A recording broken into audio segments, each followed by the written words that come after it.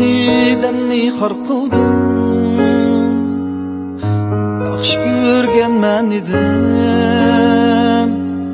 Menga vafo qilmading, sana kuygan men edim. Hicran bilan qoldirib ketdim tashlab bevafo. Qolganimni bilmedim, aziz bilgen men edim.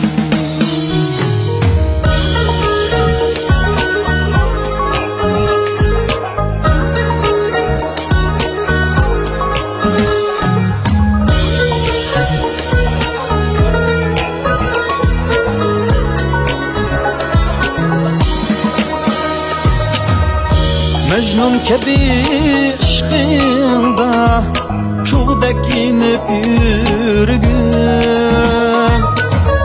Gece gündüz nakşamda yar kuyligen men edim. Az kılganda rakipler yana sendin ensirep. Kaniyet yaplar din hem künlüken men edim.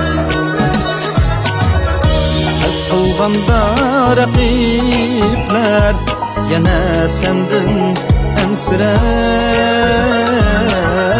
Qaraniyet yaplar din hem künlüken men edim.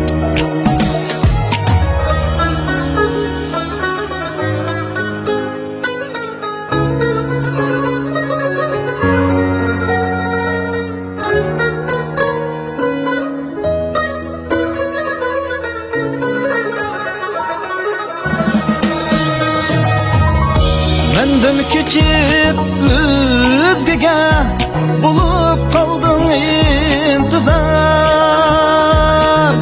Niçin veden bozuldu, yarım degen men edim.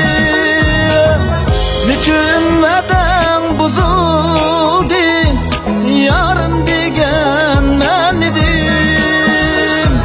Baharım nepçilsam zimistanğa taşladım. Kadrim yerge uruldu, kadirligen men edim. Sen o mendek hicranın azabını tutip